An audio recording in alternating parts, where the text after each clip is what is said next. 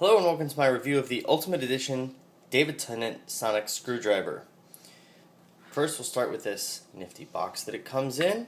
As you can see, it's got an outline of the Sonic that it fits in perfectly. So it's nice and protected, as if you'd want to keep something this beautiful locked away in a black plastic case. Let's get rid of the case and focus on the important thing.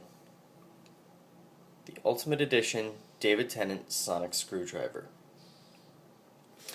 Now, this is not the first Sonic Screwdriver that's been released from this maker, of this model, and I will talk a little bit about some of the differences between that model and this one. I was going to do a full head-to-head comparison, but I sort of accidentally deleted the video that I took of the earlier model before I sold it. So that video no longer exists because I'm an idiot. Sorry. Alright, well, let's get started on this. One of the first new features, first thing that I noticed was because of a move to more screen accurate materials, mostly aluminum, this is a lot lighter than the previous version, which had, I believe, a brass center body, while this one is aluminum. And I did enjoy the heft of the old one, but the lighter feel of this one will make it easier for carrying around in your jacket pocket or whatever, if you want to do that for cosplaying or just trying to Sonic traffic lights. Not that I know anything about that. Right, so another new feature here is the paint, whereas before industrial crackle paint or powder coating was used. This has a much harder to apply and much more screen accurate paint, whose name I don't know. But as you can see, it is gorgeous. It has a nice crackle effect. And if you see some white blotchiness here, that is intentional. It's meant to mimic the wear of the prop around the time of the episode The Next Doctor. So it's not fresh and brand new off the assembly line, but it's also not beat up and held together with bubble gum like by the time the Sonic was replaced with Matt Smith's Sonic. So I think it's a nice middle ground, and I like it a little worn like that. It feels like it's been around the block a bit with the Doctor. And of course, as any Sonic Screwdriver replica should be, it is Sonic.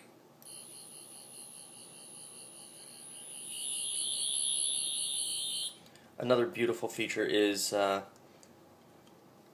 David Tennant's Sonic had, I'll bring this back so you can really see this, a very frosted channel where the wires run through. You can still just see the wires, but if you look at any screen caps of it, it's very frosted over. It's not a clear channel like it was on the Eccleston version. And that's been beautifully replicated here. Sound is nice and loud. You can sort of see the sound implement there. Those three slots are where the sound escapes. And I don't think you can really see it, but battery here, and then here is the serial number for each unique Sonic. Mine is UE 00062.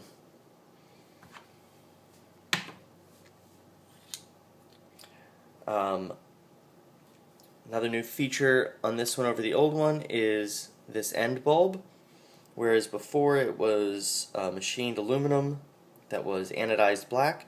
This is made of Delrin, the screen accurate material that was used on the prop.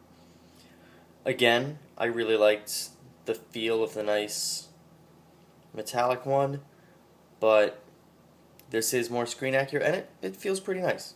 and the shape has been updated to be more accurate as well. Before it was a little more conical, came to a smaller point here, and it's definitely more accurate than the MFX version that looked like the one on the toy.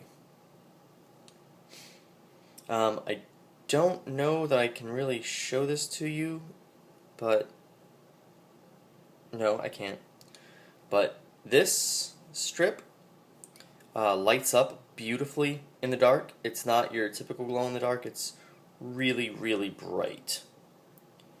What else is new on this guy? The construction is new, whereas previous versions had a threaded construction where you could unscrew this and unscrew this and unscrew the head, which might still be the case, but I'm not going to try it.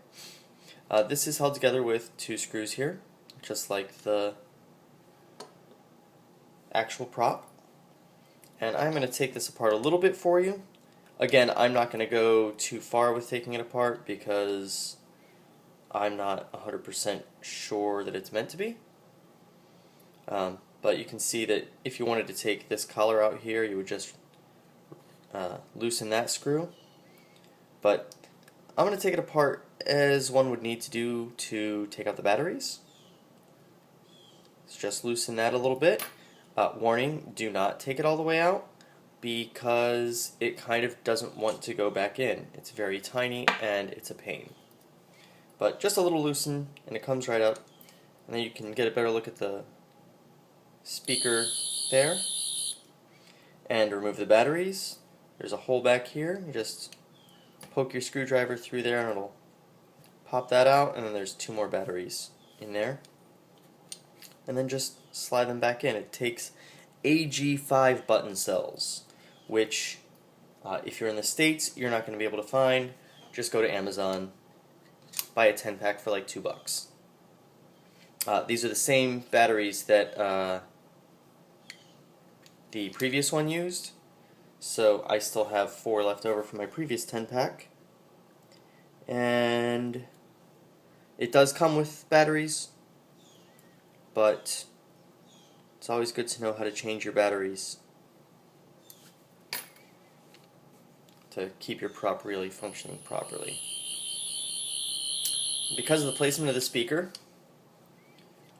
where it disappears back here into the more solid part, it gets louder as you extend it, which also comes with it a nice little change of pitch.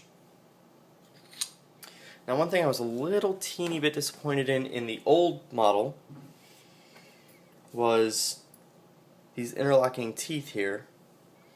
They just weren't 100% flush. It didn't match up 100%. That's been absolutely remedied here, and it's absolutely gorgeous. No complaints there at all. Nice bright LED,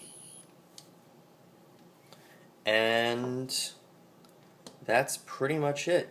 It's a thing of beauty, and I'm going to probably display it forever.